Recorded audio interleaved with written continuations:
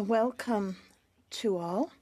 I will now call the meeting to order. Welcome to meeting number 61 of the Subcommittee on International Human Rights of the Standing Committee on Foreign Affairs and International Development. Today's meeting is being held in a hybrid format. All witnesses have completed the required connection tests prior to the meeting. I would like to remind participants of the following points. Please wait until I recognize you by name before taking the floor. All comments should be addressed to the chair. I would ask members to raise their hand if you wish to speak, whether in person or via Zoom. The committee clerk and I will do our best to maintain speaking order. So, in keeping with Section 102.2 and the motion adopted by the committee 24 September 2024, our subcommittee is starting its study on transnational repression in developing democracies.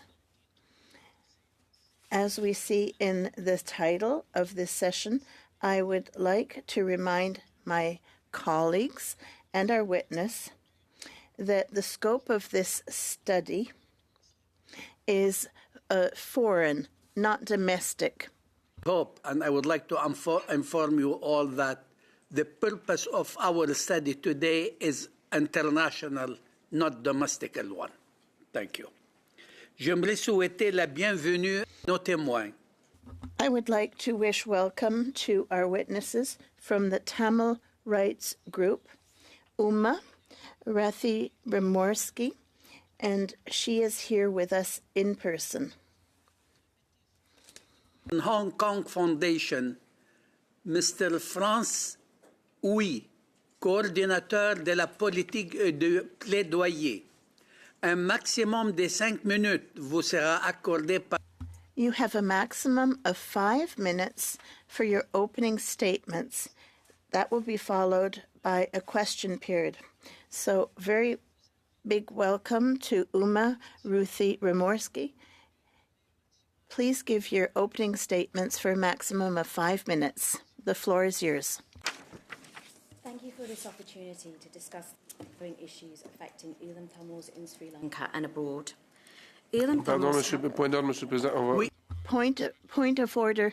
Could we start again with the microphone being opened because the interpreter was... yes. Elam Tamils have a long history of being subjected to disenfranchisement and human rights violations. And when the war ended in 2009, the Sri Lankan government seized the opportunity to oppress Elam Tamils further by detaining displaced persons in detention camps, many of which were subjected to rape, torture, inhumane and brutal treatment. The death toll and the blatant genocidal acts of the Sri Lankan government against Elam Tamils over the 26 years of war and at the camps is clearly demonstrated in the discovery of roughly 32 mass graves. Tensions still exist in the country with heavy military presence in the Tamil northern and eastern areas of Sri Lanka. And in 2022, it was recorded that there was a ratio of 1 soldier to every 4 civilians, enabling de facto authority in the north. Intimidation tactics by the Sri Lankan government served to silence civilians in Sri Lanka and abroad from speaking up against any mistreatment. However, recent disturbing reports are emerging with incidents of arbitrary detainments, religious persecution, land grabbings, police brutality, torture and murder. Recently, shocking reports emerged of a mother and her baby being assaulted by the Sri Lankan police. Earlier this year, 8 individuals and a priest were arbitrarily detained and assaulted for simply worshipping and celebrating a religious festival at the Vadukanari Hindu temple. In 2023, a student named Alex Nagarasa had been arbitrarily detained and tortured at a local police station.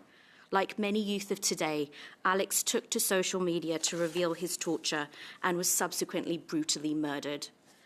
Earlier this year, mothers of victims of enforced disappearances were arrested and arbitrarily detained for merely continuing in their protest.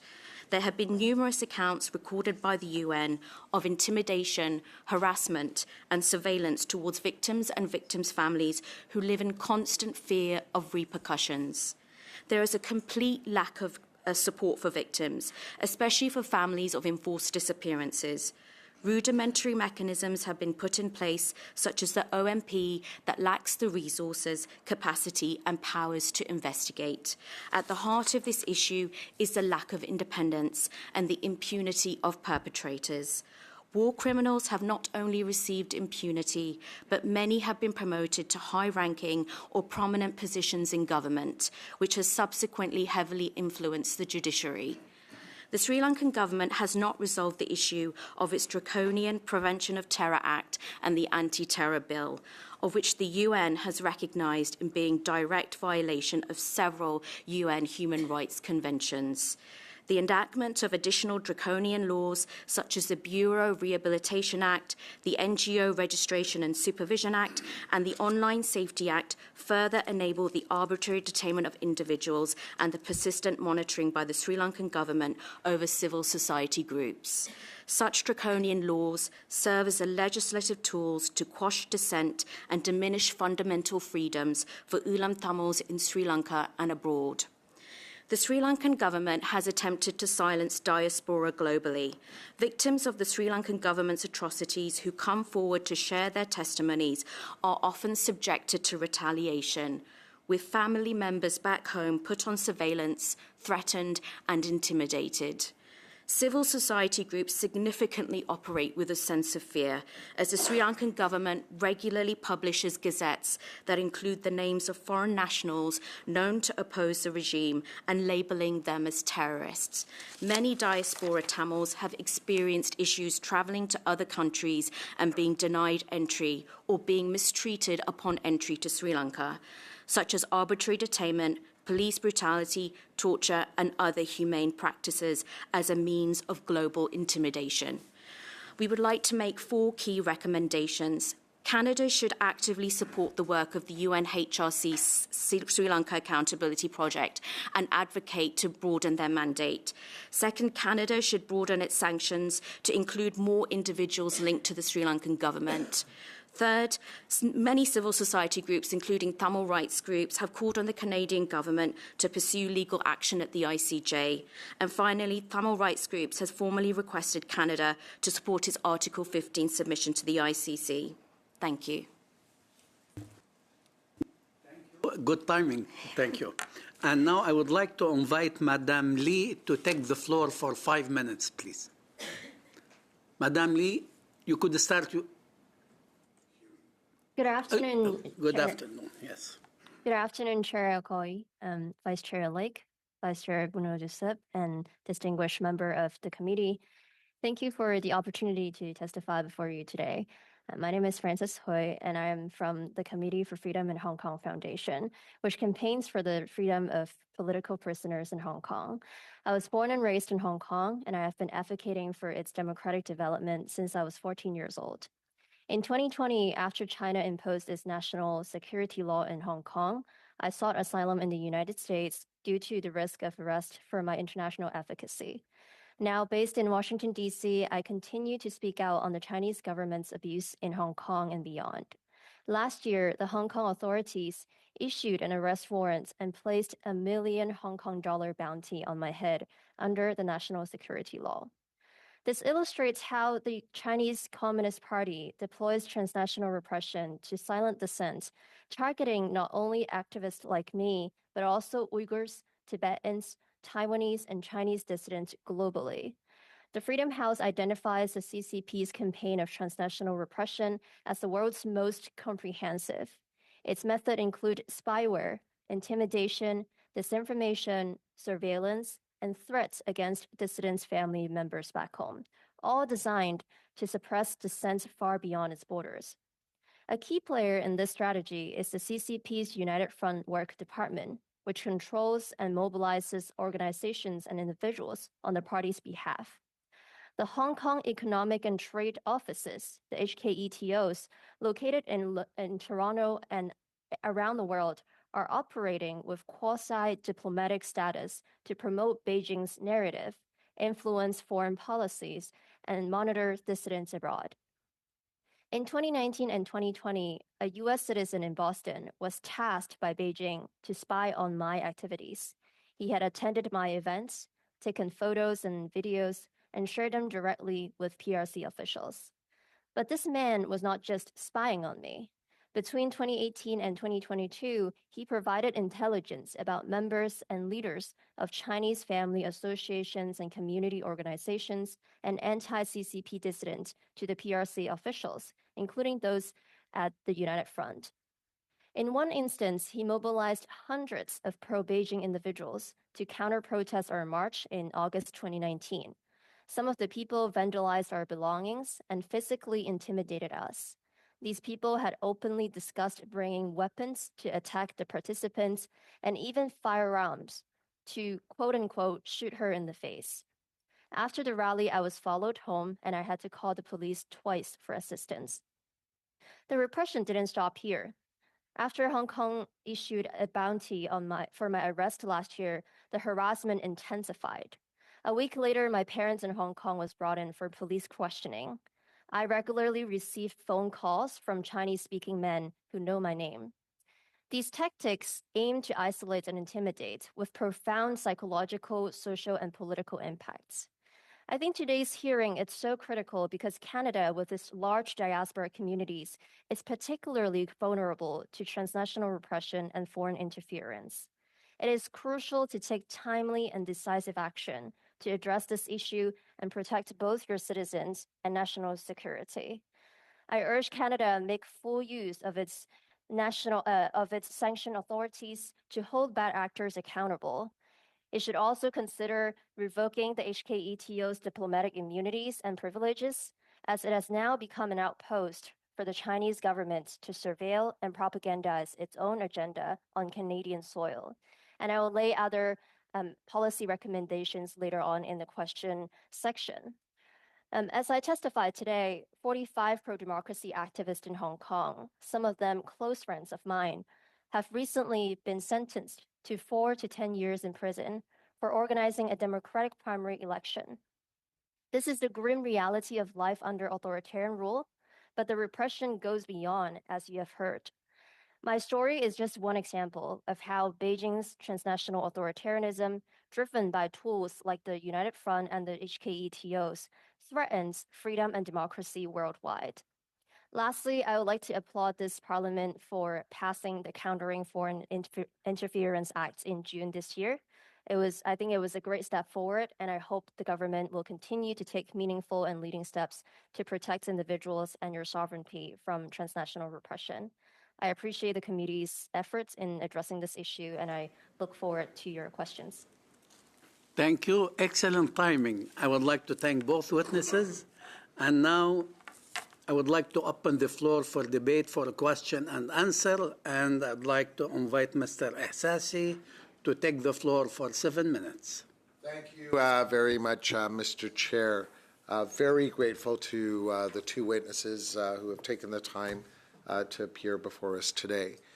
If I could start off with Ms. Huey, good to see you. You have been indefatigable for so long. It's incredible to see how engaged and how active you have been as a human rights activist. Given that the topic of this study is transnational repression, you did talk about some chilling incidents where an individual in Boston was harassing you. I was wondering if that made it in the media, whether there's any additional information you could send our way, because this is truly unacceptable. So would it be possible for you to follow up with more information as to how the media covered these incidents? Yes, definitely. So, in fact, the U.S. Department of Justice last year indicted this Massachusetts man, and the indictment is up online, and the trial continues to happen. I believe he received some sort of he's bailout right now with some condition, and I can definitely follow up with you with the information. But as it was happening in 2019, obviously there were a lot of media coverage on the protests that I was mentioning. It was organized in Boston in support of the protest that was happening in Hong Kong. And what made it so profoundly terrifying is that before we organized this rally in August, we started off in June. That's when the movement happened in Hong Kong. And from that period of time, from June to August, we have never seen such coordinated and large opposition from any sort of attention from the Chinese community at all. And it was all peaceful. People are well received, very welcoming with knowing more about this issue. But then in August, when that march happened, it got so much attention, and not only the rally in Boston was facing this kind of backlash. There are protests on the same day in Australia, and I believe some of them were in Canada and Vancouver and Toronto. All of the people who attended those rallies witnessed violent attempts from the other side.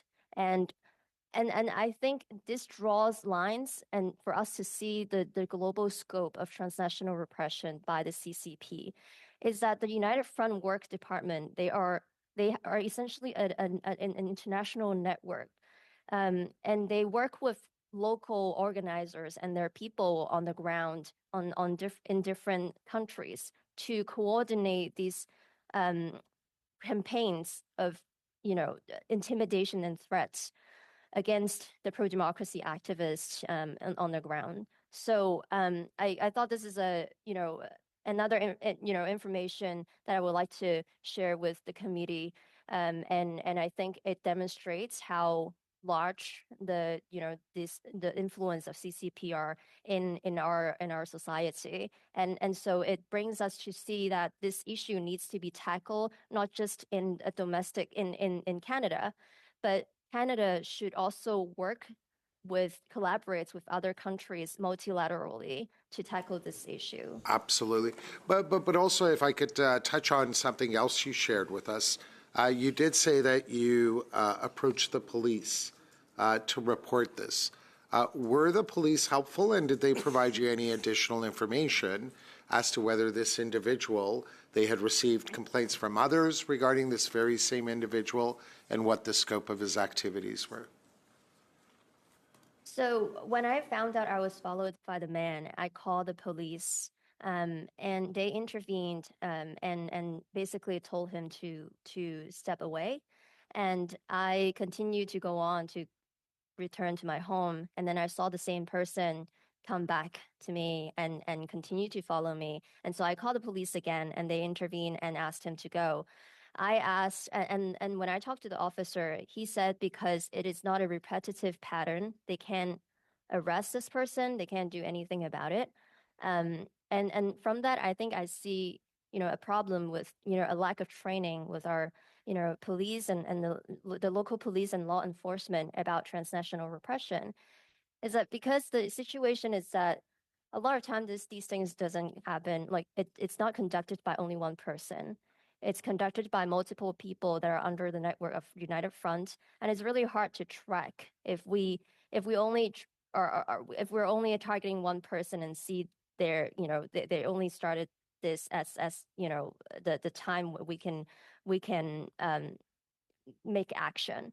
And we know that at the afterwards I was contacted by the investigative agencies about this, and I learned that after COVID, that person who were following me went back to China and he never come back.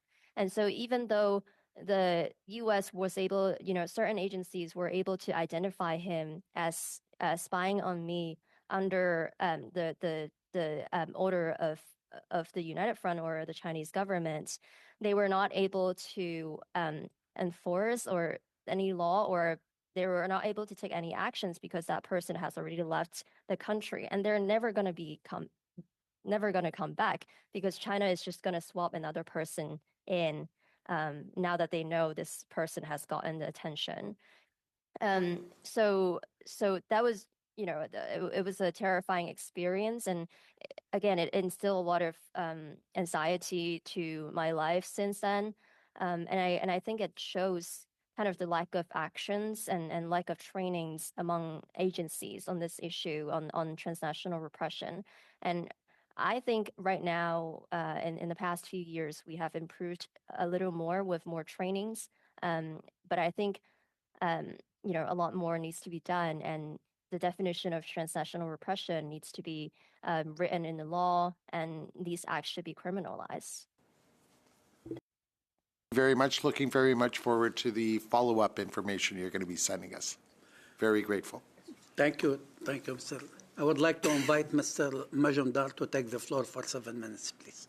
Thank you, Chair, and thank you, witnesses, for your testimony today.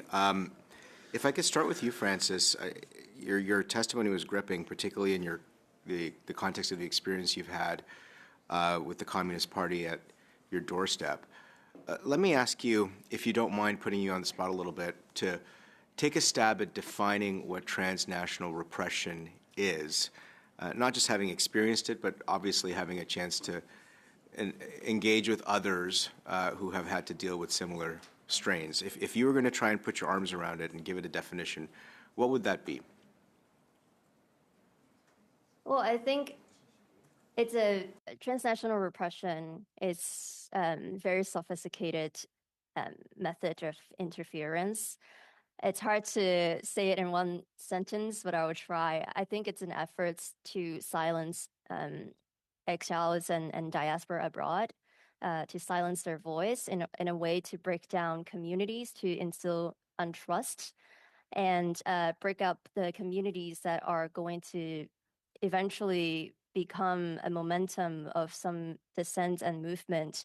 And they will use a spectrum of tactics from assassination, intimidation, threats, and also taking hostage of family members back home, all in a way to silent dissent. That's what I would say. And I think it's important that we remember transnational repression has gotten much larger scale and in a global, globally, because with the emergence of technology, spyware, and AI, it makes it so it make the cost so low for the foreign governments, for authoritarian states to continue with this act, with these type of repression, and with harassment and disinformation campaigns on social media, to threatening phone calls on Google, on Zoom. It just became so much easier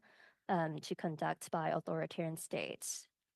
That's excellent, and I think you did a fantastic job for just being put on the spot for that. Let me then ask you a little bit further about the tools that you see regimes deploy. You had the high-cost tools of the United Front Work Department that obviously moves people and personnel around the world to impose that repression on nationals that they claim are of Chinese origin. And then you touched a little bit on digital tools. I'm sure there are some commercial coercive tools at play as well. You mentioned in your opening statement that you'd have some policy recommendations on how to deal with those tools, those modern tools of repression. Would you take a minute to unpack that a little bit, please? Yeah, I would take the priority to mention the Hong Kong Economic and Trade Offices. I mentioned earlier that it's all located around the world. There's one in Canada and in Toronto. There are 3 in the US, and they're overseas representative offices of the Hong Kong government.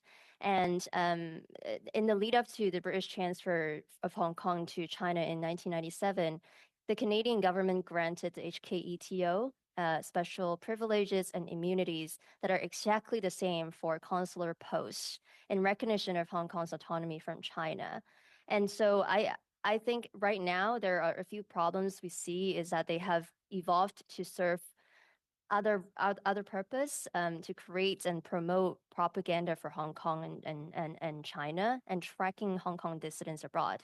There are a lot of examples that back what I have just said about the tracking, the surveillance, and the influence in public policies. So I'm not going to go into it, but I'm happy to provide those information after the hearing. So I think we have to now acknowledge that Hong Kong previously known autonomy, it's gone. And we should start asking about the question, why are we giving China two separate diplomatic representation in Canada, in the US, in the UK, and etc., right? And there are some legislative actions behind this idea in the US, and in Canada, there is a recent petition presented by Jenny Kwan MP that it also includes an ask for to revoke the special immunities and privileges of the HKETO, and I hope that members of the parliament would take that as one of the way to tackle this issue, to shut the HKETO down and to take their diplomatic status away. Yeah, that would be the one spotlight that I highlight.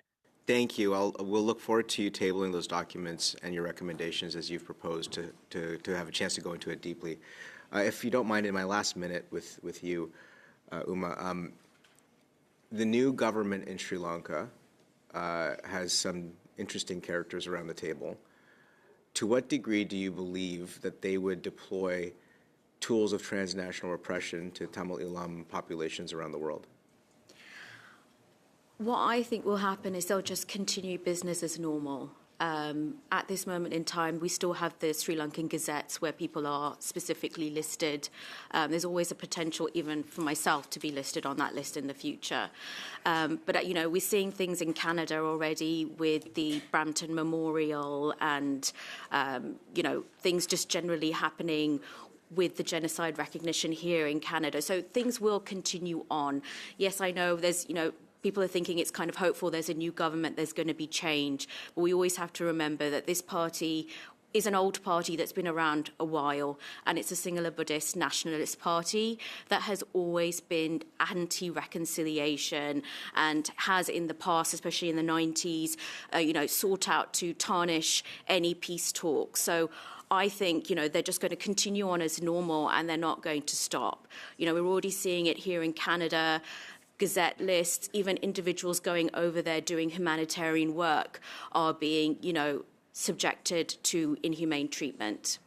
And as you can see, like I mentioned in my statement, there's new legislation that's come about with the new NGO Act over there and the Bureau Rehabilitation Act.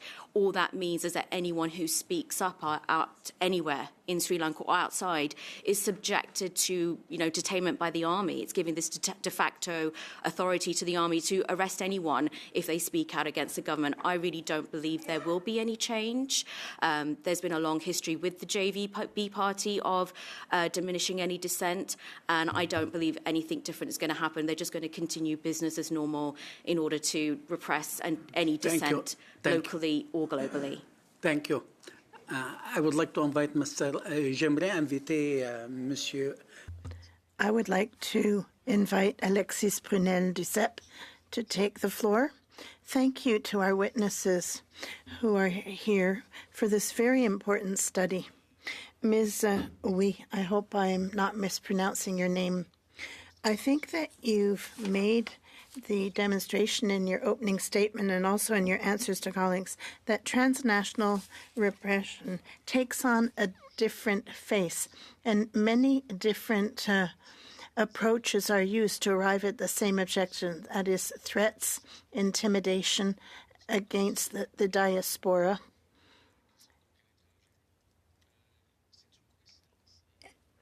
It's a coincidence, but last night on Radio Canada, our national broadcaster, there was a reportage on the triads, the gangs in Vancouver, Toronto, also Australia, United Kingdom.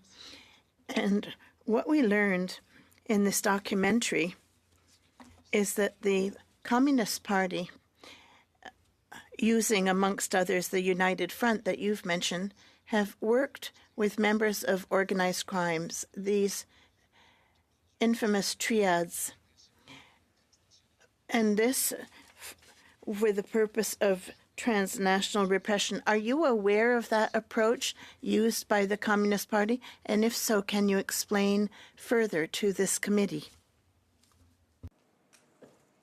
Well, thank you for the question. I do not have a lot of information about this. I think a lot of the times the groups that United Front work department work with are, as I said, very community-based organizations. They could disguise as a restaurant, a community organization, family association, scholar association, student association. They are so infiltrated, and they will implant their people into each organization in a way to surveil the activities happening within those groups, and to influence their thoughts and to control what they are doing. I would just speak on the case of the person that I mentioned that was indicted, who was indicted by the DOJ in the U.S. He was the founder of Overseas Chinese Association in Boston, and he apparently have used the organization to participate with events that was organized by the United Front.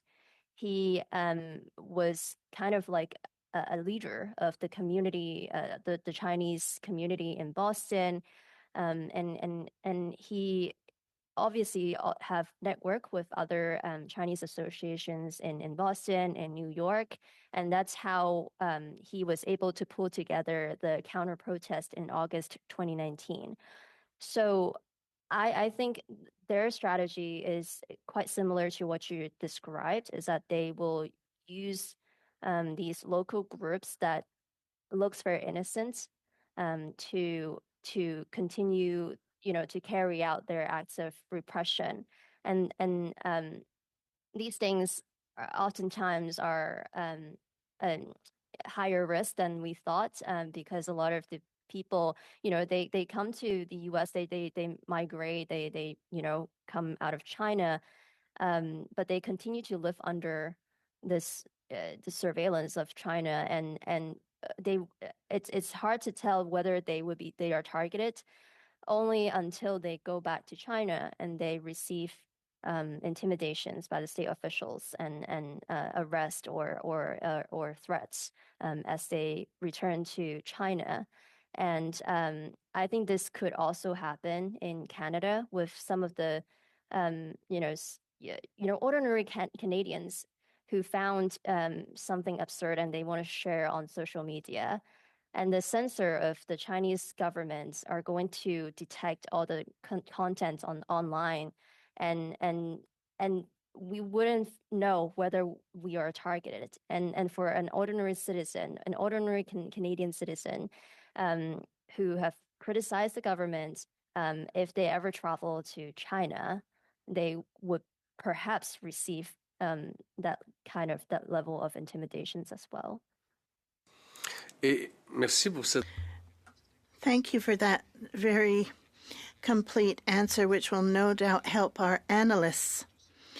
Perhaps another aspect, you mentioned the name of Jenny Kwan, a Vancouver East member of Parliament. I've worked with her on another committee, Immigration Committee, and we had a study on retirement funds of Hong Kong residents who decided to leave Hong Kong permanently, who was found residents in Canada or the UK. But unfortunately, it's been impossible for them to use or dip into their pension plans because the Hong Kong government have changed the rules, and Sun Life or other insurance companies cannot adapt to the new insurance parameters. So these individuals can no longer access their pension plans, and Canada insurance plans cannot modify their insurance parameters. Now, do you see this as transnational repression?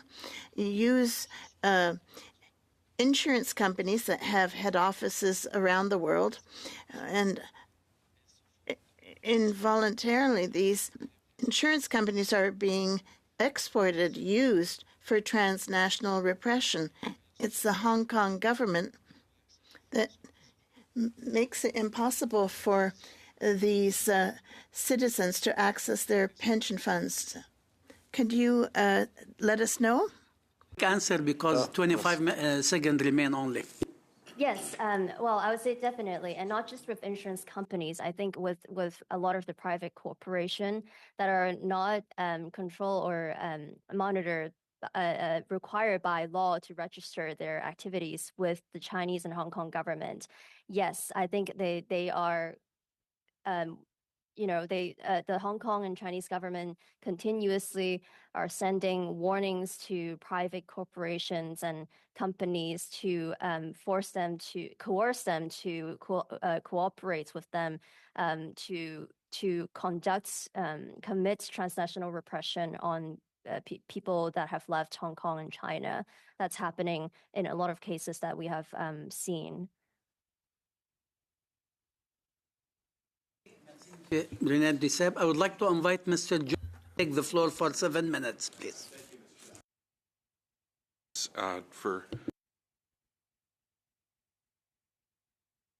For their testimony. And I wanted to start with Ms. Wei. You talked about, well, first I want to thank you for your courage, for sharing your lived experience. And if you feel comfortable, can you speak about the mental health impact that the repressive tactics that you've experienced have had both on you and your loved ones?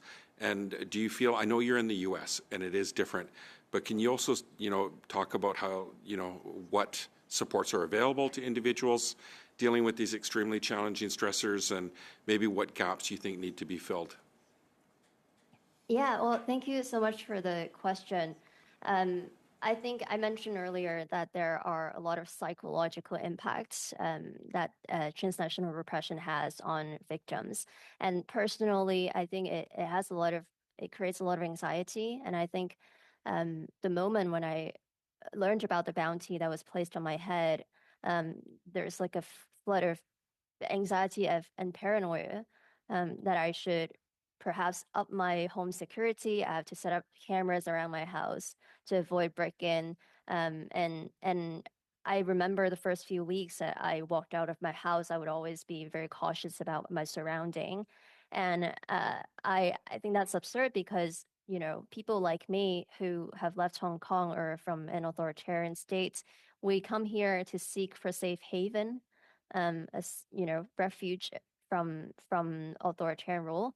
And ended up, we are seeing that these safe havens, although we're allowed to stay, these safe havens are becoming increasingly unsafe because of the transnational repression. There is an impact on personal level, and there are impacts on community because there is a climate of fear that making people who are they're scared to speak up. They start to silence themselves. They stay away from absorbing any news or information about their home. They cut ties with each other, especially from those who are targeted. I remember when I received the bounty, some of my friends reach out to me and say, Francis, I'm sorry, I have to unfriend you on social media because we're afraid to be associated with you. But and I understand that because that the fear is valid. That fear is it's from this this transnational repression, and unsure whether they would also be targeted because they are associated with me. So I think there are impacts on the community, and so it's a whole strategy to kind of break down the community efforts against the regime. And about the support that I receive in the US, I think it was really helpful when I were facing these threats and intimidation. The investigative law enforcement agencies, they reach out to me and allow me to know some of the unclassified information, and so that I am aware of the threats that I'm facing and that I could ask them what kind of things that I should do to protect myself. And they would teach me and give me trainings about how I can protect myself to ensure my safety. I think that's very helpful, and I think this is something Canada should also provide, is victim support and the exchange of information, intelligence with the community as well. Yeah, I want to elaborate on that a little bit. Do you feel that, women dissidents facing transnational repression, experience unique threats? I think you've identified some of that. And gender-based violence is still sadly pervasive in society, and you've described some pretty frightening encounters. What more can be done? You talked about some of what can be done to ensure the safety of and prevent the silencing of women political activists and human rights defenders. And maybe, Uma, if you want, you could start, and then I'll go to Ms. Hui. In terms of what's happening here in terms of gender violence, you mean? And yeah, just in terms of women that are facing transnational repression, how their experience is unique. No, it is definitely unique because there's always this fear when you travel into Sri Lanka that something might happen to you, or if you decide to do any sort of humanitarian work, there's always a possibility that you'll be detained as soon as entering the country, and there's no way of knowing when you're going to be released, and there's a possibility of being tortured. So obviously, gender violence is at the heart of this issue, especially for women working in this field. For me personally, I have not been doing this for very long. I've only been doing it for a few years. But when we travelled to the UN, to Geneva this February, we were meant to represent witnesses with the Committee on Enforced Disappearances, and it just turned out the very last minute that none of our witnesses were able to attend, and excuses were given as to why each witness couldn't attend. We were made to feel like something could potentially happen to us. One witness wasn't able to come because of travel issues. Someone's car broke down. So we were very much made to feel like, is something going to happen to us to stop us from going to the UN? So as women, we are constantly in fear working in this realm. Individuals in our organisation have been listed on the Sri Lankan Gazette, and that's always something, this pending fear for anyone working in this realm. At the moment you get on that Gazette, that's it. Your life is in danger. Thank you. Ms. Hui, you talked about my colleague Jenny Kwan, who tabled a petition in the House of Commons calling on the Minister of Foreign Affairs to withdraw any privileges and immunities granted to the Hong Kong Economic and Trade Office in Canada. Can you share your thoughts on that? And also, how can foreign governments effectively counter transnational repression by the PRC while managing economic and political pressure at the same time? Yeah, as I mentioned earlier, the HKETO it's imposing a lot of threats in Canada and the U.S. and other host countries that they are based in. Just a few examples to elaborate on my previous response. They have been very active in. Can you wrap it up 10 seconds, please, only? Sure. Well, they are tracking Hong Kong dissidents abroad, and I think they should not deserve diplomatic, representation in Canada, and so their diplomatic status should be revoked, and they should be shut down in Canada. Now, we would like to go for the second round, and I would like to invite Mr. Lake to take the floor for 3 minutes, please. Well, thank you, Mr. Chair. Francis, I was pulling up the article from Boston.com from 2019 and just struck by the fact that you were expressing, I am from Hong Kong, not China, and that you opened with the line, I'm from a city owned by a country I don't belong to, and simply for expressing your identity, your reality, as you've experienced it. You've gone through everything that you've gone through, and your family's facing the threats that they're facing, and I'll start by just commending your incredible courage as you're speaking your reality publicly. My question, because I have a very short time, I'm curious, as I'm listening to both of you speak, I'm curious what connection there might be between the two. So, for example, in Sri Lanka, to what extent might China or the CCP be involved in what's happening in Sri Lanka, and maybe in other places? Maybe Francis wants to chat about other places around the world.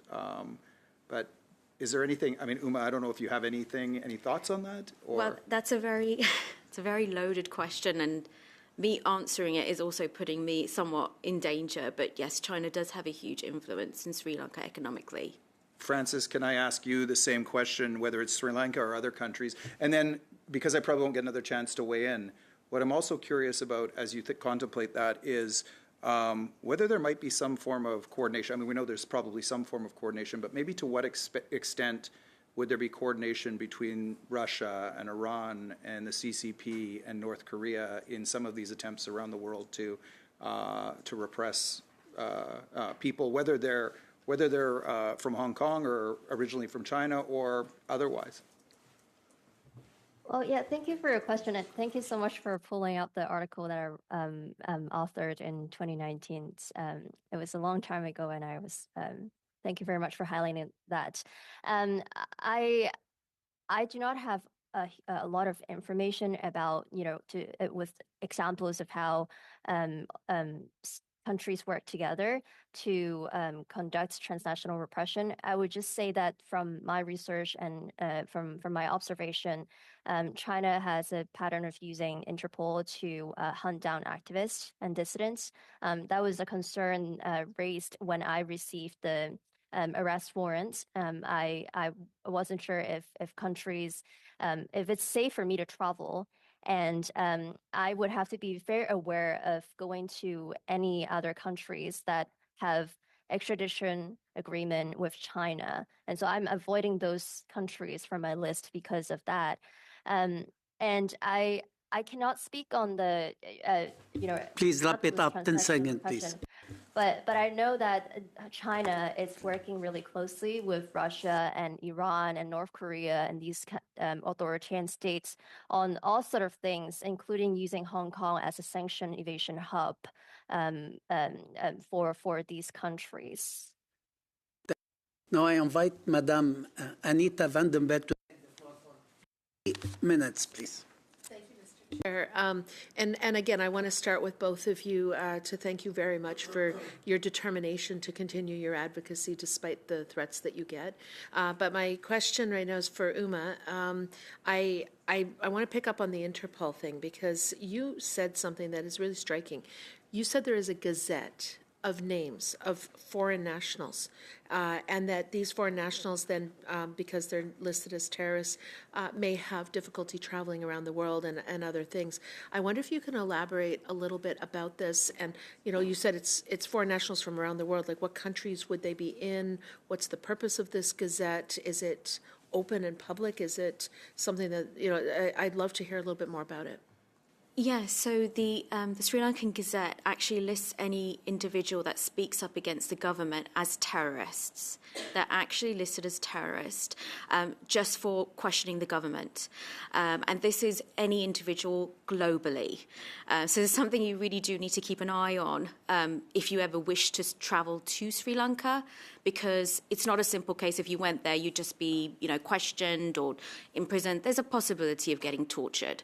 So it's a done deal. The moment your name is listed on the Gazette, you can never enter Sri Lanka. We actually have individuals in our organisation that are listed on the Gazette, and we've also had individuals from our organisations travel to other countries like Singapore, Malaysia, and have difficulty entering because of this Gazette list. And I want to reiterate, they're on this list for simply speaking up against the government. It's for no other actual physical activity. They are not terrorists. They simply questioned the government of the day.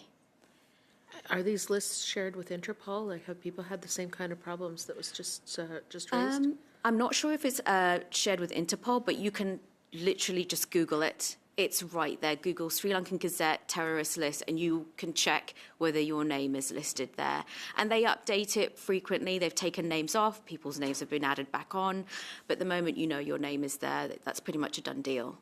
So they're not even trying to hide this? Oh, no, it's not hidden. It's right there in the open, in your face. Yeah, yeah. And I think I have about 30 seconds left. So just very quickly, you talked about family back home being threatened based on things that people are doing in other countries around the world.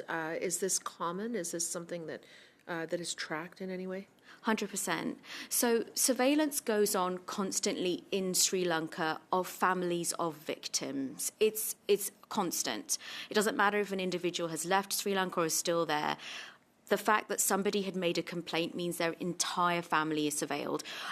We've seen reports from the UN where they've recorded accounts of families being, knocked on the door in the middle of the night, phone calls in the middle of the day. And the surveillance can be your simple police officer at the end of the street who is surveilling you. And this is not just victims of other, human rights violations, also of enforced disappearances. We're hearing of the actual mothers who have had direct interactions with the police and army just simply for being a parent of a missing person. So, in all the cases where we've tried to submit submissions or papers and we've tried to get victim statements, people have not wanted to come forward for fear of what might happen to their family back home. Thank you so much. I appreciate it. Invite Mr. Brunel Duceppe to take the floor for 2 minutes, please. Merci, Monsieur le Président. Thank you, Chair. Ms. Wee, last November 19th, we witnessed something extremely different for both those from Hong Kong and the diaspora. The sentence pronounced by the High Court in regard to 45 pro-democracy activists for their participation in demonstrations in 2020 and sentences from 4 to 10 years. Does this type of demonstration of force by a totalitarian regime, such as the one that exists in Hong Kong now, does that demotivate? Does it discourage the diaspora abroad? Is the impact that people are more frightened to speak out publicly against the regime when these actions take place? For sure. Thank you for mentioning the 45 activists. They were sentenced to jail last week, and some of them are close friends of mine, actually.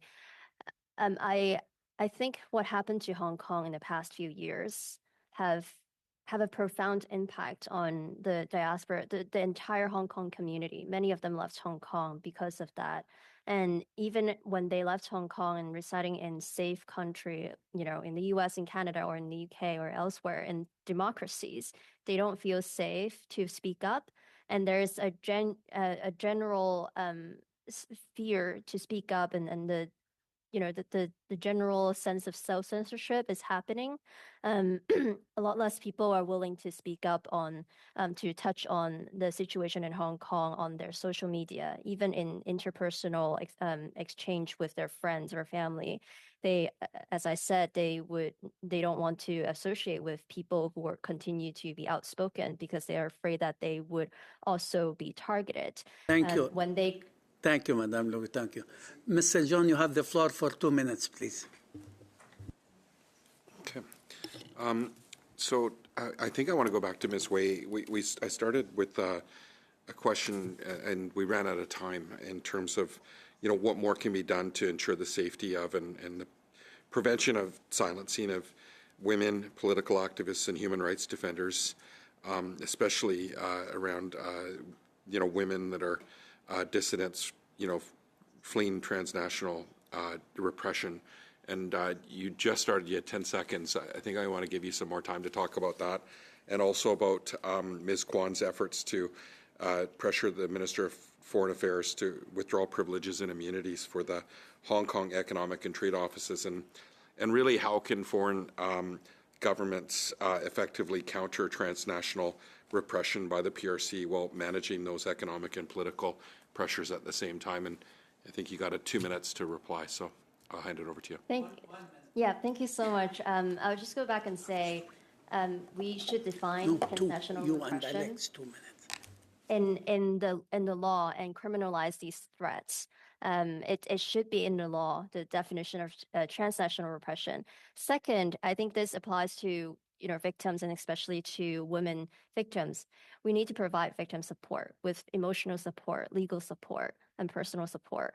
And third, trainings and education with agencies on how they can handle these reports on transnational repression, We need trainings on victims, on civil society and human rights defenders, especially those that are most vulnerable to these repression, to know what are the resources available for them, what they can do when certain things happen, and what they should do to prevent themselves from the harm. The last thing I would talk about, I think it would be great if we can increase the capacity of law enforcement and intelligence agency to counter foreign influence in a coordinated way. Maybe a hotline should be set up for targets of transnational repression to report these cases to corresponding agencies.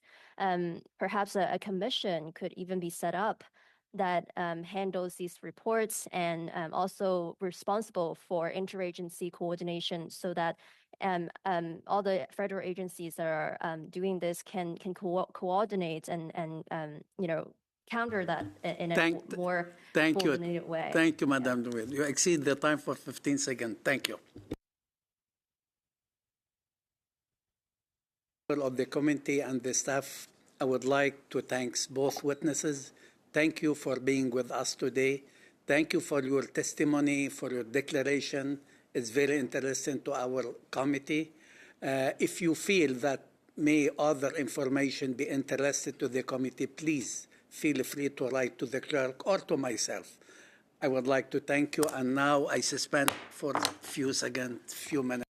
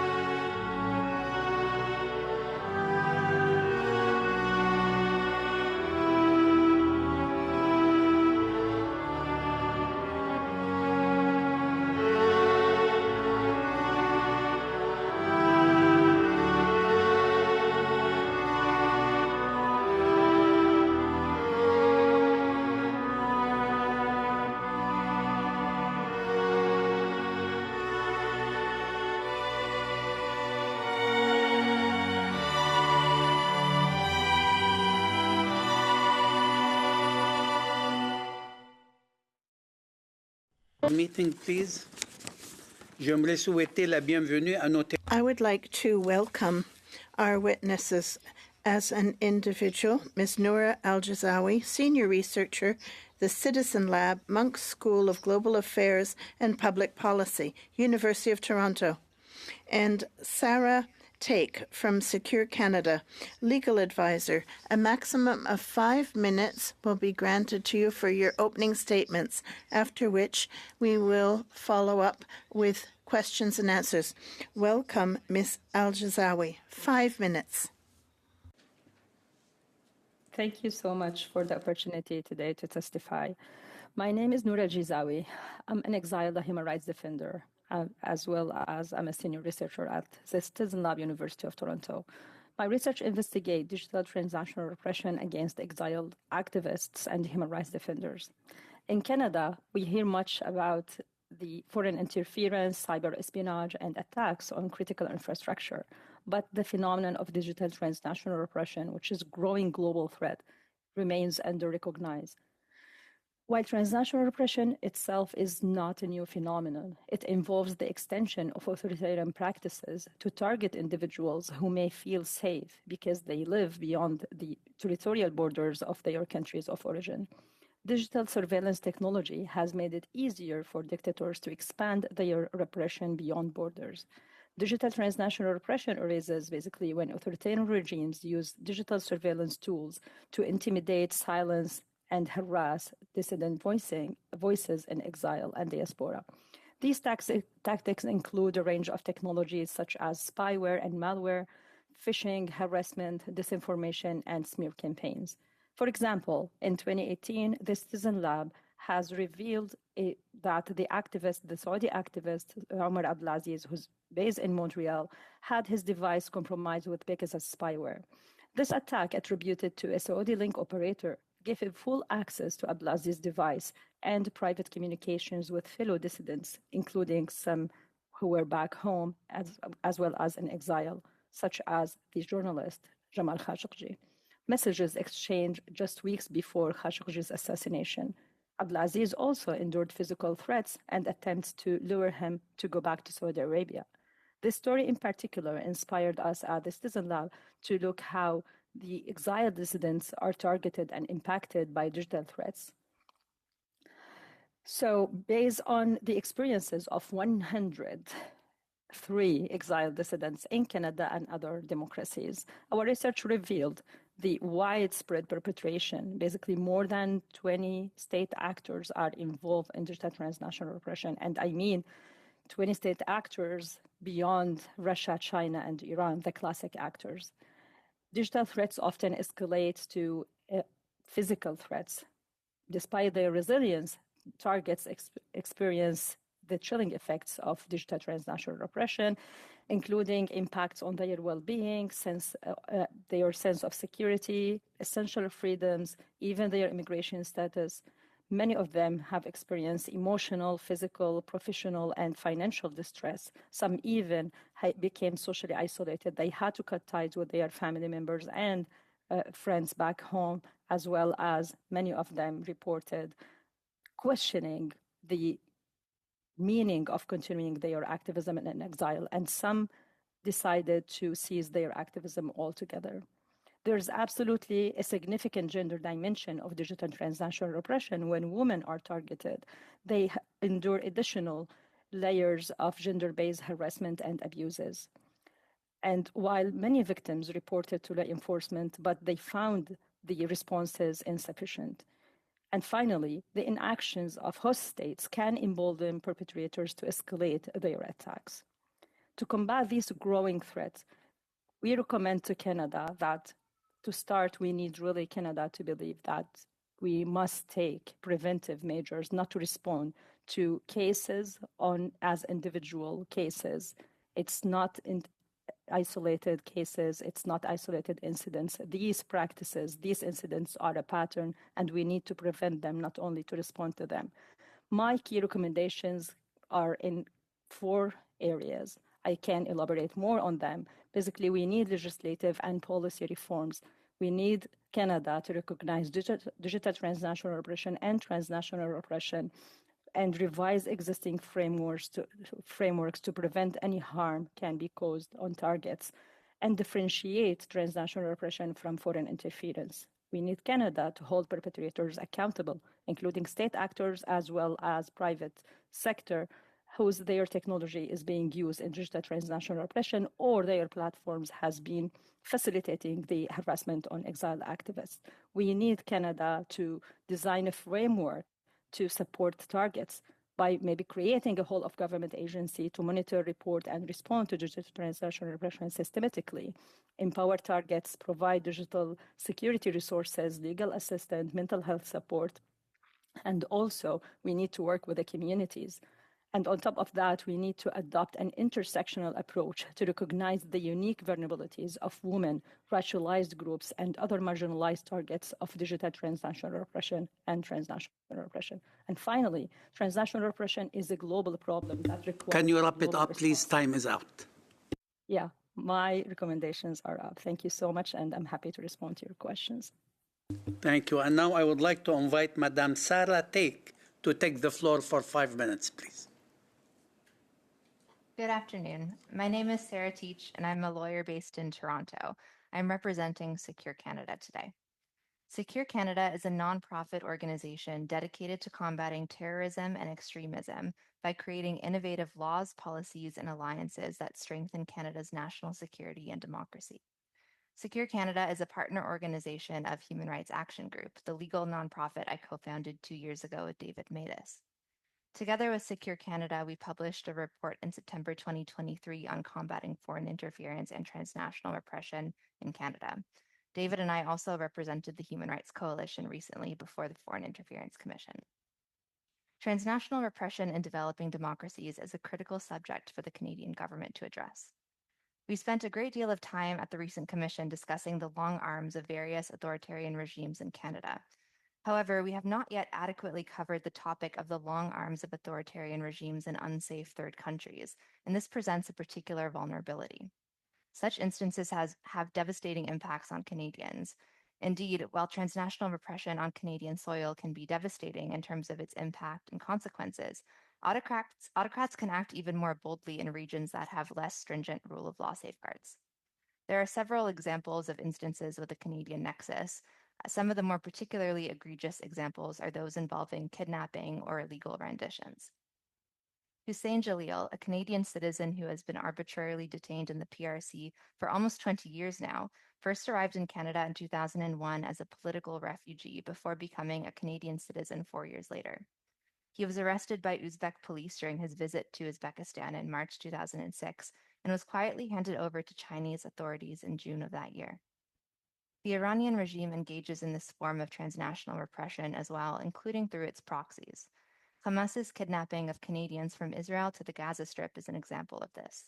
The daughter of Judy Weinstein-Haggai, a Canadian who was taken hostage by Hamas last year, Iris Weinstein, visited Parliament just earlier this month, urging the Canadian government to help bring her mother's body home. In 2021, Iran also attempted to kidnap Canadians directly from North America. U.S. authorities foiled the plot. The perpetrators planned to kidnap 5 targets, 3 of whom were residing in Canada, and forcibly transport them to Iran. Such a plot may well have been successful had it targeted individuals residing elsewhere. Iranian agents abducted German-Iranian Jamshid Sharmat from a hotel in Dubai and forcibly returned him to Iran. His execution was reported by state-run media just late last month. And just 5 days ago, Israeli Moldovan Rabbi Tzvi Kogan was disappeared and murdered in Abu Dhabi. The perpetrators were Uzbeks, with emerging reports they may have been hired by the IRGC. Beyond China and Iran, Turkey engages in similar acts. The Kajmaz and Ajar families, who are now residing in Canada, were kidnapped by Turkish authorities in Pakistan and Bahrain respectively and forcibly deported back to Turkey. They were detained, imprisoned, and tortured before arriving in Canada. In short, this is a threat posed by numerous dictatorships, and it is important that Canada develop strong policy to protect Canadians and their loved ones overseas from the long arms of autocrats. So what strong policy can be implemented? I don't have enough time here today to go into this with the detail that I would like, but in short, there are numerous initiatives that I believe this committee can and should recommend the government undertake. To name just a few, travel advisories should be sufficiently updated. Canada can develop clear policy and lead an international initiative on the provision of consular services to dual nationals, since that is a common challenge when dealing with countries like China and Iran, which do not recognize dual citizenship. And Bill C-353, which is before the Foreign Affairs Committee today and Thursday, should be prioritized and passed into law, as this would enhance the government's toolkit to respond to some of these cases. I'll leave it there, and I'll be happy to answer questions. Thank you. Thank you. Thank you for your time. It's very well respected. And now I would like to invite Mr. Majumdar to take the floor for 5 minutes, please. Thank you, Chair, and thank you, witnesses. I know that time is short, so let me encourage you both to provide in writing to the committee some fuller recommendations, particularly if you could help us define transnational repression from your perspective, whether it's digital or, as Ms. Teach had described, quite literal, and the tools, the recommendations you would have for how the Government of Canada can work toward curbing the threat of transnational repression in third countries. Let me start with you, Ms. Teach, former friend and former colleague. It's good to see you. Marcus Koga, our former colleague at the Macdonald-Laurier Institute, has proposed creating an international coalition of nations affected by transnational repression, many of which I think you covered now, potentially within the G7 or NATO. Can I ask you to expand upon this a little bit and provide to the committee and our colleagues here what could a coalition look like and how might member nations be best able to build a unified response to counter the transnational repression posed by tyrants and rivals who clearly are working with each other and using very similar tools? It's a great question, and I'd actually like to start by quoting Noura. It does require a global response. This is a global problem, and I think a coalition is a great idea. I fully endorse that suggestions. And in terms of what it may accomplish, I mean, I can think off the top of my head of a couple of examples. One relates to one of the topics I recently described, which is this idea of dual nationality and the importance of developing international consensus. When Canadians are detained in countries like China and Iran, and they hold a Canadian citizenship and Chinese or Iranian citizenship, respectively, then there are hurdles to that person receiving consular assistance and any other type of assistance, getting them medicines, et cetera, all becomes very challenging when the country that they're held in doesn't recognize that they're also a Canadian citizen. So, one thing that David and I have recommended over the years is that there be an international consensus, a policy, perhaps among the like-minded as part of this sort of coalition that outlines how Canada reacts to these types of situations and asserts very strongly in public policy that that Canada doesn't agree with that interpretation and that Canada considers these people Canadian citizens. Very helpful. Thank you, Ms. Teach. Ms. Al-Jazawi, I wanted to compliment you and your work at the Citizen Lab. Over a decade ago, I had the honor of working with your team on countering Iranian repression domestically and internationally. Let's, if you don't mind, take a bit of a wider look across the region. We've seen in recent times this relationship between the al-Assad regime and the Iranian regime. Do you see these two authoritarian regimes working to aid each other in carrying out acts of transnational repression? Thank you so much. Absolutely, by no means. As a researcher, it's hard sometimes to wear the other hat and tell personal stories. My relationship with Citizen Lab actually came through the targeted attack on me through digital means it was attributed after the analysis to Iranian operators. Although I am not Iranian, I'm Syrian citizen, my whole human rights and peace work activism was for Syria. But I was threatened a couple of times by the Iranian ambassador in Geneva. I was harassed online by trolls linked to Iran and Russia and Hezbollah. So it's not, this is why I'm saying it's a global problem because these bad actors really have each other's back, whereas victims, they stuck somewhere in democracies, whereas these democracies, unfortunately, they don't coordinate with each other's. That's a great response, and thank you for sharing your personal experience with this. When you think about victims of transnational repression in third countries around the world, what kind of support for their rights might be best assembled? Could it be a contact group that focuses on holding these regimes to account? And are there new digital tools that are available for democracies to work with to expand the rights of the oppressed? 10 seconds, please. In 10 seconds, somehow.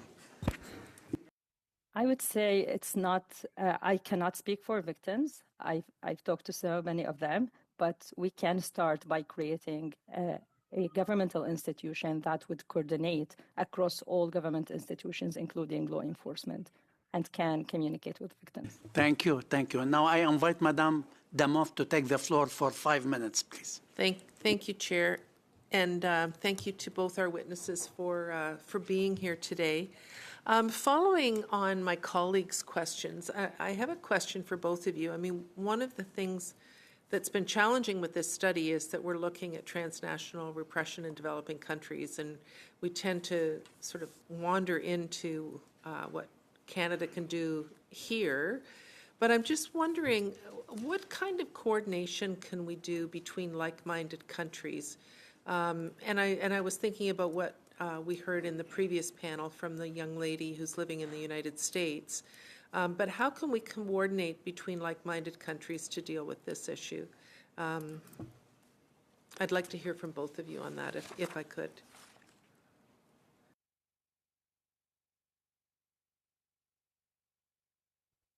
I can start, I suppose.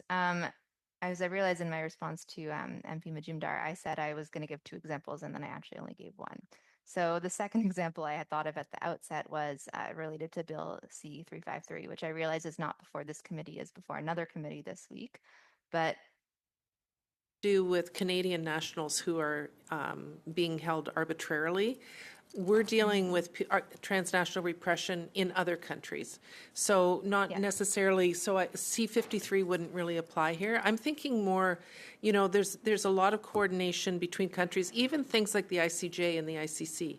I mean, are there opportunities for international coordination on dealing with transnational repression? Interesting question. I mean, I was only going to give that bill as an example, actually. It's to take away the substance of the bill for a moment. I think, you know, one thing about that bill that's been interesting is that it's been referenced in the Australian Senate as well, and it's looked at in other countries. And I think just that as an example of, you know, legislation can be passed and policies can be implemented across all the like-minded to create a more consistent global response, you know, whether that's the specific bill or any other policy. I was just sort of pointing to a framework there. And in terms of the international courts, you know, depending on the form that transnational repression takes, it's possible it could constitute, I suppose, a crime against humanity or some other violation of treaty that could enable recourse to the International Court of Justice. But it's not, it wouldn't specifically fall under those courts, so perhaps some sort of international tribunal, maybe among the like-minded, is an idea. Thank you. Did our other witness want to add in on that? Yeah, sure. So yeah, absolutely. We need this international coordination. Maybe we can dream to start across democracies. Like we know that the G7 created the rapid response mechanism, which is still work in the very early stages.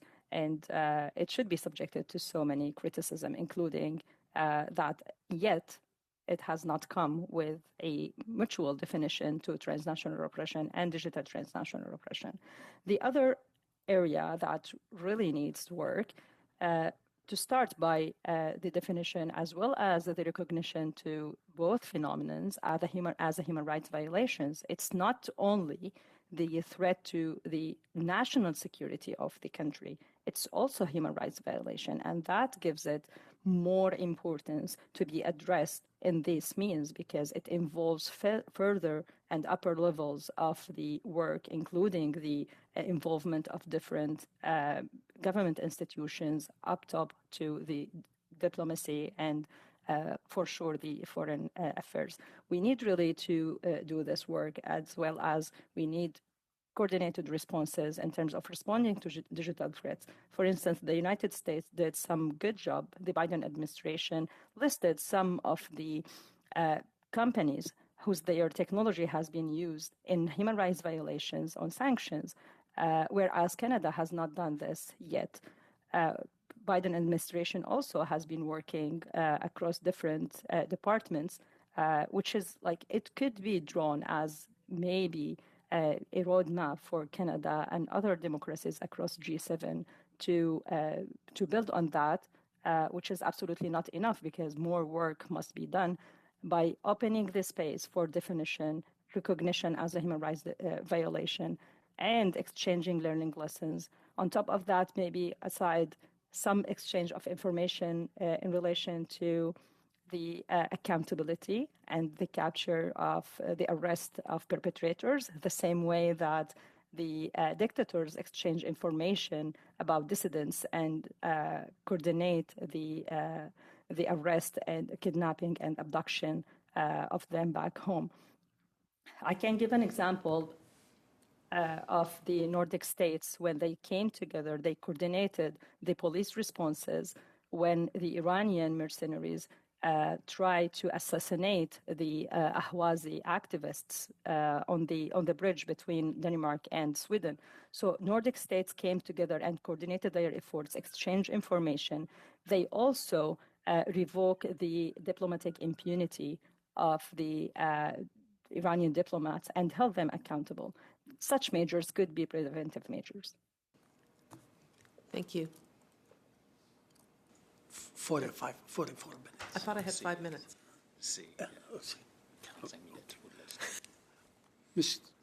J'invite M. Alexis Brunel-Duceppe to take. So, Alexis Brunel-Duceppe, you have the floor. Thank you, Chair. Welcome to our two witnesses. Thank you for being here with us today. I would like to move to a few specific cases because for some the definition of transnational repression is just, say, a foreigner who, attacks the diaspora on foreign territory. But I'm thinking of a recent incident we heard about in Canada, Irwin Cutler, who had been targeted by a foreign state, but not by a former citizen of that state. So is that transnational repression? And what kind of impact could it have on Canadian citizens or citizens in another country? Could I start with Ms. Teach, and then I'll go to our other witness, Ms. Ali Jazawi. Sure, thank you. It's a great question. I think, first of all, I would certainly categorize that as transnational repression because it is, as you said, a foreign state or foreign state operatives reaching beyond their borders to target individuals. We do see that the greatest impacts of transnational repression hit diaspora community members, but that's not to say that other people are immune from these types of attacks, and that's a perfect example of that. When it comes to the Irwin Cutler case in particular, it strikes me that this is another example where when autocrats reach beyond their borders into Canada, perhaps they're less likely to be successful when it comes to, kidnapping, illegal renditions, murder. It's not to say it doesn't happen in Canada, but it's, this is where the transnational repression in developing democracies is a gap and is important to look at as well, because if Mr. Cutler had been in another country where there's less effective law enforcement, who knows what could have happened. So I think this is a perfect illustration of sort of that point and the importance of this topic.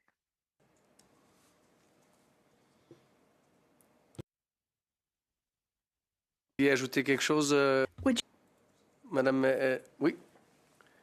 No? So the researchers, I believe, have been in debates, but none would agree that it's not a severe human rights violation committed by authoritarian states against someone who's been a prominent defender of and fighter for justice in that country. I think it's a very tragic story, but also it's it's an alarm to everyone that it's not only the matter of a certain group of people. It's not only the refugees who come here to continue their activism and maybe some groups in the country or in the government, they would say it's their own business. It's everybody's business, because once it starts, it will never stop. And I believe if Canada a couple of years ago took serious actions to respond and took preventive measures, we wouldn't happen to discuss now the assassination attempt of our former justice minister. Thank you very much for that. Ms. Teach, I would like to hear you discuss something a little more concrete for the committee. You are someone who worked on the file, the Uyghurs. It's a file that I, too, was able to work on with you. Could you elaborate, perhaps explain to the committee what transnational repression means for the Uyghur community? Certainly, and I do think this community is actually, again, provides an illustration of the intersection of transnational repression on Canadian soil and in developing democracies. Because what we see with the Uyghur community is that this is a community that is repressed, almost every single one of them when they come here. A Uyghur Rights Advocacy Project put out a report to that effect, and they found that every single person they interviewed basically was subjected to some form of transnational repression by the Chinese state. And one of the forms of this repression is threats to loved ones overseas. And that's in addition to the surveillance in Canada, the intimidation in Canada, and so on. So, these are sort of two prongs that mutually support each other, if you will, in terms of an overall picture of repression of this community. And the goal is, of course, to prevent Uyghurs from speaking out about the human rights violations and the genocide that's happening in China, and generally to carry out the genocide beyond its borders. So it's a critically important topic. Thank you. Thank you, Mr. Brunel-Duceppe. I invite Mr. John to take the floor for 5 minutes, please. Thank you. I'm going to follow up on Mr. Brunel-Duceppe's comments earlier. Because it was just last week we were supposed to hear from the former Minister of Justice, Irwin Cotler, on the same day that news broke about the RCMP foiling an assassination plot against him by agents of Iran. This disturbing news really demonstrates that authoritarian governments are using repressive tactics not just on their own citizens at home and abroad, but on citizens of other countries who do human rights work. I guess what I'd like to get, and maybe Ms. Teach, you can talk about, what do you think the international community can do to condemn and counteract such actions which threaten progress on advancing human rights globally? Thanks. It's a big question. I mean, I think there's lots that the international community can do and that Canada can do about this. I would also direct the committee members, I'm not sure if you're allowed to look at external sources, but the Human Rights Coalition's closing submissions before the recent Federal Foreign Interference Commission contained a number of recommendations, as did our report that we co-published with Secure Canada. For one thing, so I guess I'll skip the three ideas that I sort of said in my opening remarks. And some other ideas would be to criminalize refugee espionage, create a civil cause of action, provide increased physical support for victims, psychological support for victims. A specialized victims of transnational repression fund is something we've been advocating for a long time. And this would very concretely help folks who've been, for example, hacked and need to buy a new computer, a new phone, very sort of concrete measures. So I can sort of go on and on, but there are many things that we can do. Great. Well, thank you. Appreciate those really important recommendations. Ms. Al-Jizawi, the digital platforms, and Ms. Teach just talked about that, but that they present, obviously, an opportunity for states to exercise repressive tactics from afar. Governments are already playing catch-up in addressing the harms and abuses that can occur in the online sphere, and now rapidly are developing artificial intelligence. We know that just opens the door to new types of harm. Can you comment on the risks of artificial intelligence in terms of what it poses to political dissidents and human rights defenders from repressive governments, and also how can technology companies, democratic governments, and the international community prevent the misuse of artificial intelligence and other digital tools by states trying to repress dissent? Such a great question. Thank you so much for asking it. Absolutely. AI is a threat that's looming on all vulnerable groups, including the exiled dissidents, and in specifically, particularly women and sexual minorities are really concerned. The people I talk to, they're really concerned of the deep fake, of the implementation and the use of AI in running smear campaigns and disinformation campaigns on them. And I want to here to specify the importance of the recognizing that platforms in Canada, for instance, they don't have transparency reports shared with the government, and maybe this committee can take a lead on this, request these platforms to share transparency reports on the content moderation personnel, because most of these attacks are being carried by foreign languages, whereas we don't, as we've seen in the transparency reports that these platforms submitted to the EU, that there's not enough personnel to look at these harmful content on top of everything they are doing to automate the responses, which all of these algorithms were coded by is there's no real coordination and work with the targeted communities, and there's no sense of accountability, and there's no sense even, like there's no mean for any target now becoming under threat, to report immediately to the platform, requesting for them to look immediately at the online content. I spoke to a Chinese dissident who was subjected to massive, across platforms, disinformation campaign. And the content is still until today. Some platforms responded to the request by some politicians in her country of residence, whereas other platforms just kept it there. And other platforms, when she was reporting to them, time over time, other platforms were requesting her to provide the evidence that this is a state-sponsor attack. So even like the forensic work that the platform can do is being on the shoulder of victims themselves, which is very traumatizing. Take screenshot and compile all of these evidence, then send them to us, because there is a machine and generative AI looking at them and saying this ChatGPT maybe or other empowered AI generative models, they are not convinced because they didn't tell them the information in the way they were coded to handle. And then they would ask for more information. So it's been very traumatizing and very draining to them. The other thing that we all are aware of the risk of AI being used in spyware and in carrying out the sophisticated... Thank you, Madam Al-Jizawi. Thank you very much. Now I would like to invite Mr. Lake to take the floor for 4 minutes, please. Thank you, Mr. Chair. Ms. Al-Jizawi, one of the things that you talked about was the bad actors having each other's backs relative to other countries. And I asked that question in the first panel that we had. To what extent is there coordination, or do we know, either of you, do we know to what extent there's coordination between countries like China and Russia and Iran and North Korea, particularly as we're talking about developing democracies? Any thoughts on that? And then I'll put a sort of second question to you at the same time. As I think about, I came to the International Human Rights Subcommittee more through international development work. And as I kind of think about those developing democracies, it seems as though the conversation that we're having might be different when we're thinking about Canada and the U.S. and other countries.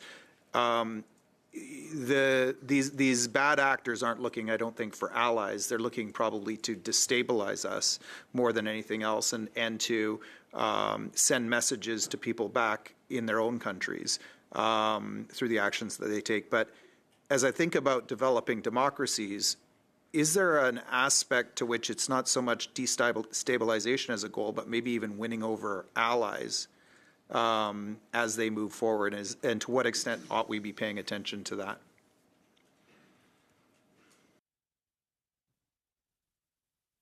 So to answer your first question, there's absolutely a sense of coordination. In my work, I didn't document direct coordination in relation to transnational oppression between Iran, Russia, North Korea, and China. but I work with activists who were, for instance, visiting or trying to escape Saudi Arabia through the UAE, and then the UAE arrested them, abducted them, and sent them back home. For instance, the prominent women rights defender, Lujain al-Hadloul, she was targeted with spyware. That spyware helped the UAE law enforcement to identify her geolocation.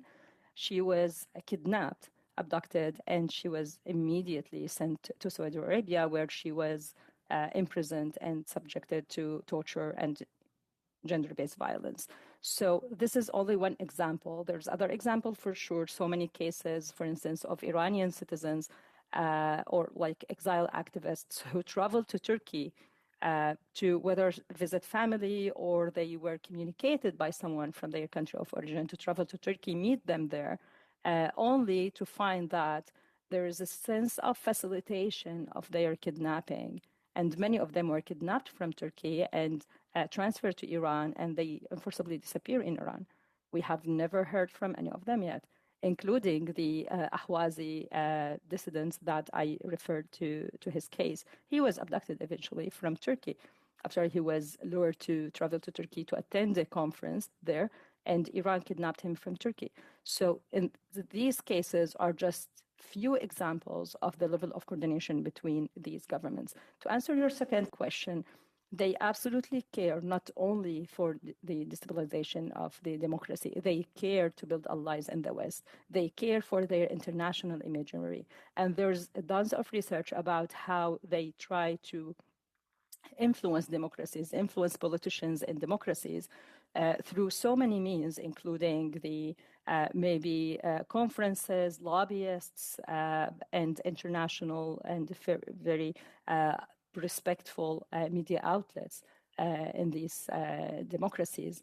Whereas what really disturbs them is a woman or any young activist coming here to Canada to testify and provide otherwise narrative, telling the truth about the atrocity in these countries. So that would ruin every single effort and penny spent by these dictators to control their imagery out beyond their borders. So they would lose maybe the opportunities of creating allies in the West, and they would become isolated. They might become sanctioned, and they might become recognized as persons non grata.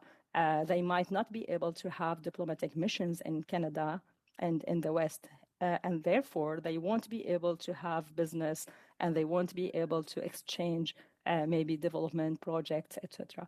So this is very important to them, and having these exiled activists. Thank you, Ms. El Gizawi. I'm sorry, time is out. We have to be fair with everyone. Vandenberg to take the floor for 4 minutes, please. Yes, thank you very much, and thank you to both of you for the important work that you're doing. So I'd like to start with you, Nora. Just at the end of the last round, you started to say something about artificial intelligence and how it's being used in spyware. I wonder if you could elaborate on that. Yeah, in my research, I have not documented any use of AI in spyware, but I know that there are so many researchers out there are capable to conduct more sophisticated research than myself, including colleagues at the Citizen Lab who are looking at this, but the risk is looming out there. So we need better regulations, and I think it's my opportunity to recall one more time on stronger responses from Canada to the mercenary spywares that being used in human rights violations. Okay. No, thank you very much, and I think that's a very good warning. I'd like to go to Sarah. You mentioned about countries sharing information with one another, and you gave an example about Nordic countries, but is there a better way that, because this is obviously something that is happening everywhere, and when we're talking about developing countries and countries that might be more vulnerable or not have either the leverage or the capacity, is there a way that we can share this kind of knowledge and information and practices internationally so that we can learn from one another? That was actually a point made by Noura, so maybe I'll let her answer that. If you'd like to answer that question. Me or Noura? Noura. Yeah, absolutely. I believe there are so many means, but what we can leverage what's going on now across G7 to start. And there are potentials, I believe, out there, but we need really to improve it. The second thing, which is very important, we need to give it the umbrella, the broader umbrella of addressing this phenomenon as a human rights violation and not slip into the area of looking at it as only security threat to the nation, because we don't want these issues also to be secretized. Okay, thank you very much. So now I will go to Sarah on renditions to third countries. On like I said, there's some countries that either don't have the same kind of leverage or they don't have the capacity. Is there a way that there could be capacity building or ways that we could reinforce some of those countries' ability to be able to withstand the pressure to not rendition people and not cooperate with countries that are trying to cause repression? It's a great question. I mean, I think again, there's a lot that Canada can do here. Practically, and I'll sort of give an example that happened recently with the Turkish dissidents or members of a minority group anyway from Turkey who were at threat of deportation from Kenya, and some of them actually were, I believe, deported to Kenya. I mean, sorry, from Kenya to Turkey. And in that case, there were efforts going on in the background to look at if they can be resettled to other countries. So this is something that Canada can consider in similar cases if there are dissidents or human rights defenders in particular that are at risk of legal rendition, and it's a case where we know about it in advance. Canada has its urgent protection program. Canada has mechanisms to bring them to safety in Canada. Other countries like Minded may have similar programs. So that's something very practical that Canada can do in sort of an immediate term.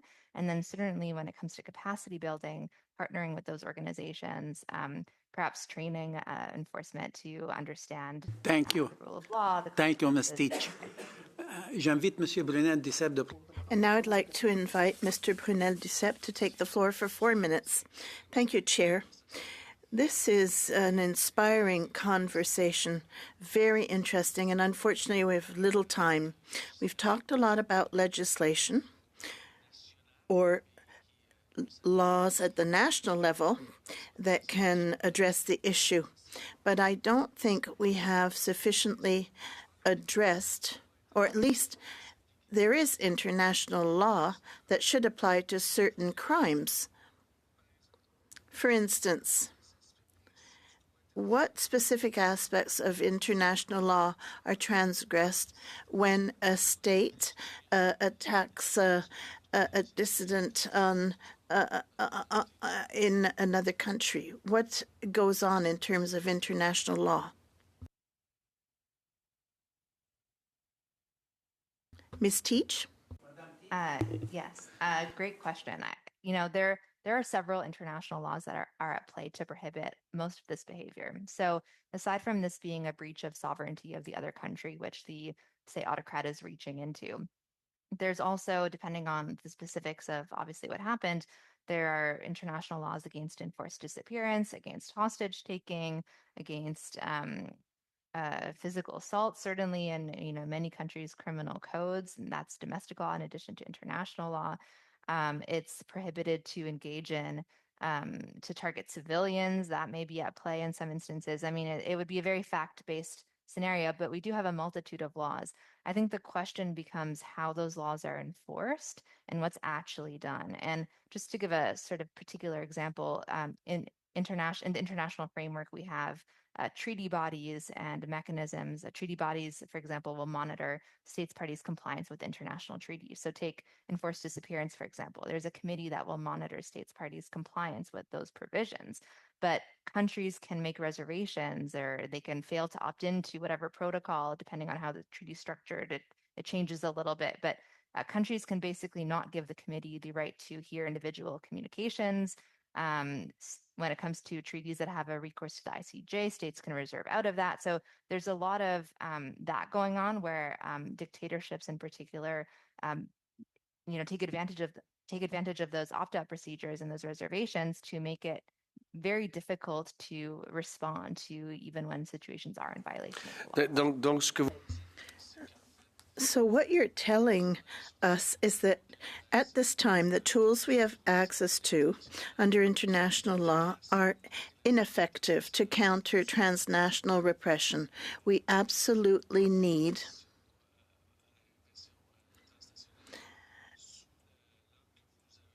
other tools to deal with transnational repression. In other words, countries coming together that might agree through their national legislation, but come to agreements between them, a kind of umbrella group of national laws that are intertwined. Is that what I've understood? Yes, again, depending on the specific fact scenario, it's possible, it's theoretical that perhaps the tools we have are enough. If in the particular case the country hasn't opted out, there's mechanisms to leverage, but as a general premise, yes, I would agree with that. And would our other witness, Ms. Al-Jazawi, like to comment on this? I'm sorry, I have perhaps a bias towards Sarah, who I know personally. No, absolutely. It's her area of expertise. She's a lawyer. I'm not. So I really respect that. But I would say I agree with Sarah, and definitely I would start. I always refer as a human rights defender to the Universal Declaration of Human Rights. The right of individual to security is guaranteed in the Universal Declaration of Human Rights. We can all the time refer to, and also the great umbrella about the state sovereignty. Thank you. Thank you, Ms. Gizawi. Thank you. I invite Mr. John to take the floor for 4 minutes, please. Thank you. I want to thank you both for your testimony. It's been really invaluable. I'm going to follow up again on Mr. Bernal-Dessep's. Go back to you, Ms. Teach, because he talked about tools internationally. And I want to ask you about maybe whether you believe in that law enforcement here in Canada actually have the tools to respond to transnational repression. And we heard from one of the witnesses earlier today that suggested a hotline could be set up to report instances of transnational repression. Do you think that could be helpful? And do you have any other suggestions on how enforcement here in Canada can respond to this growing threat? Sure, I have so many suggestions. I mean, when it comes to a hotline in particular, let's start there. There is an RCMP contact number for instances like this. There's a CSIS contact number. The problem is when folks call in, more often than not, they're shuttled around. And we've heard this time and again from victims of transnational repression. They don't know who to call. When they find someone to call, they get shuttled to the next line. And beyond that, most lines that exist right now don't have sufficient language capabilities. Actually, none of the lines that exist have sufficient language capabilities. A lot of the complaints mechanisms lack confidentiality protections, which does not build trust among communities that have been targeted for them to call in. And the law enforcement as well, again, a lot of cases doesn't have the appropriate training. So this is not something I've talked about yet, but I mean, so far in this committee, but I was also subject to a hacking in 2021.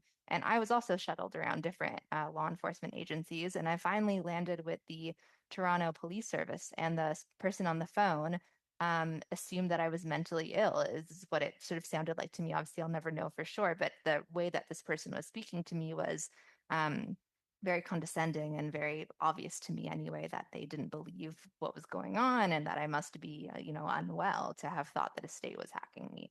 And in talking to, my clients, this is a very common story, right? So a hotline is all well and good, but if the folks operating the hotline aren't trained to deal with these types of instances, don't speak the languages of the folks calling in, aren't empowered to give confidentiality, witness protection, et cetera, anonymity, then what use is it? So I think we need to have a longer conversation about all of those initiatives and make sure that they're really fit for purpose. That's an excellent response, and I'm sorry to hear what happened to you there. Ms. Al-Jazawi, can you speak about how our immigration system can be subject to foreign interference? Yeah, sure. Just please allow me to add, on top of everything Sarah said about law enforcement and tip line, it's very important to recognize that many people who were subjected to state violence back home, they feel traumatized to speak to law enforcement here. This is the fact that I believe should be recognized by in any further planning.